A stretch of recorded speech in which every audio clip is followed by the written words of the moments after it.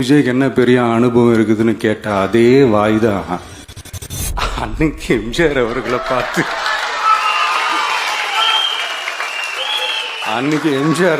பார்த்து அரசியல் அரிச்சுவடி தெரியாதவர், கவர்ச்சியை மட்டுமே நம்பி இருக்கிறவர், அட்டக்கத்தி, வாய் விளம்பர வள்ளல்.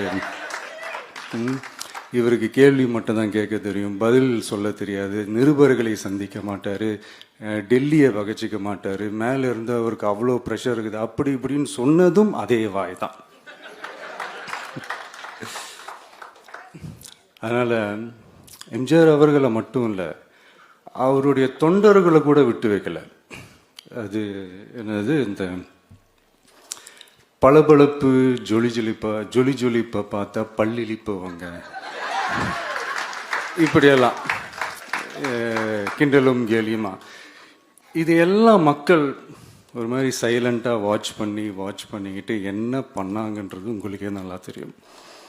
அவர் ஜெயிச்சதுக்கப்புறம் இந்த அரசியலில் பழந்துன்னு கொட்டை போட்ட அனுபவிச்சாலையும் இருப்பாங்கன்னு சொல்லுவாங்கல்ல, அவங்க எல்லாருக்குமே அந்த கோட்டைன்றது ஒரு பகல் கனவாவே மாறிடுச்சுன்னா பார்த்தீங்க.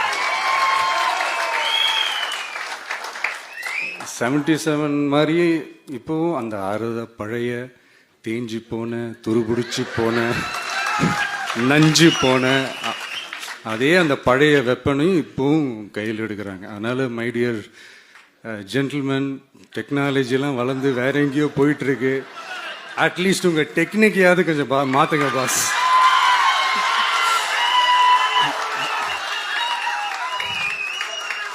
யார் எதிர்த்து நின்னாலும் அவங்கள கொந்தளிக்கிறது தான் அவங்களுடைய வேலையே. ஸோ இப்படி அவங்க பண்ணுற தப்பெல்லாம் நம்ம எடுத்து சொன்னால், அவங்க பண்ணுற அட்ராசிட்டியை பற்றி நம்ம எடுத்து சொன்னால், அவங்க பண்ணுற அந்த ஊழலை பற்றி தான் நம்ம எடுத்து சொன்னோம். முக்கியமாக நாம் அதை எடுத்து சொன்னால் 50 வருஷத்துக்கு முன்னாடி இருக்கிற அதே தகர டப்பாவை எடுத்து உருட்ட ஆரம்பிச்சிருவாங்க.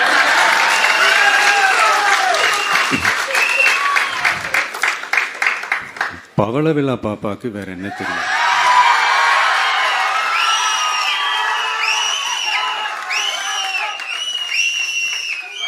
பழைய டப்பா